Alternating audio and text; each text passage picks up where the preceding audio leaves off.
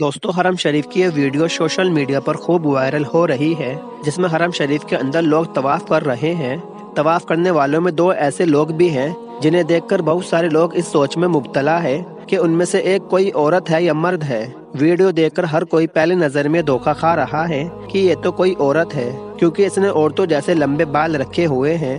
इस वीडियो को जो भी देख रहा है वो तरह तरह के कमेंट कर रहा है और कुछ लोग तो गुस्से में कह रहे हैं कि इस तरह से किसी औरत का हरम शरीफ में एहराम बांधकर दाखिल होना और तवाफ करना बिल्कुल भी ठीक नहीं है। लेकिन दोस्तों जब वीडियो के बारे में तहकीक की गई तो पता चला कि ये दोनों नौजवान लड़के हैं।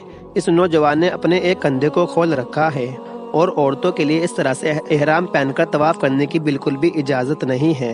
लेकिन दोस्तों हरम शरीफ के अंदर इस तरह से किसी की वीडियो शूट करके सोशल मीडिया पर अपलोड करना भी सही नहीं है कि जिससे लोग शक में पड़ जाए।